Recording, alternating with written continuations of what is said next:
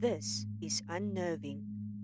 We all have a story about something that's unnerving, and I'm here to share those stories. So, without further ado, let's get into it.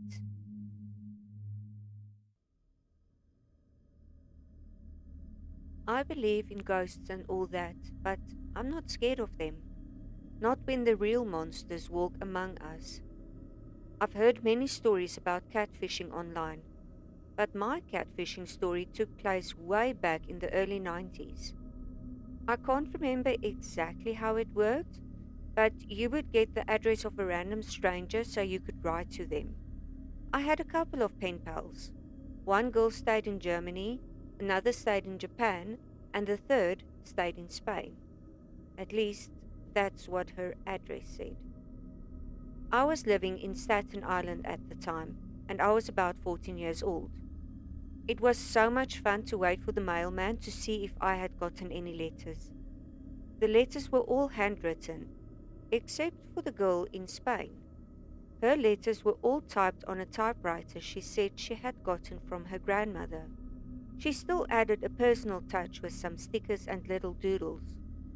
Me and my other pen pals exchanged photos, except for the girl in Spain. She told me that they lived in a very small town, that they weren't particularly rich, and that they didn't own a camera.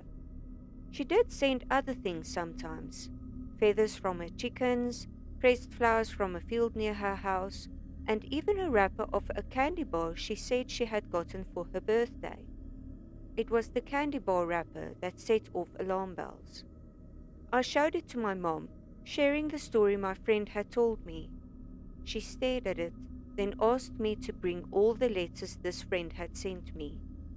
I fetched them all. She looked at it closely. Then I heard her inhale sharply.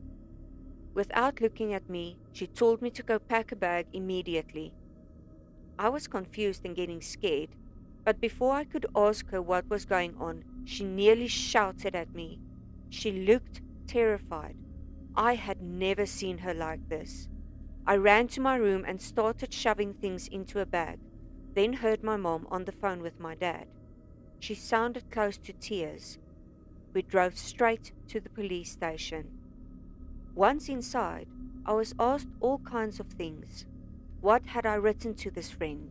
What photos had I sent? What personal info had I given to her? Then they showed me the stamps on the envelopes, explaining how they had no postage seal on them. This meant they were never posted, especially not from Spain. A police officer came in and told us they had arrested the mailman. Our mailman. They were checking the house when they found him in my room, sniffing my clothes.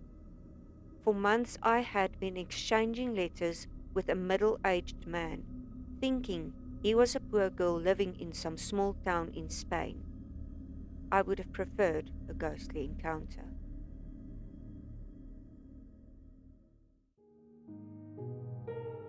That's all for today. May the sun warm your face and the moon light your way. If you would like to share your story with me, send it to unnerving13@gmail.com.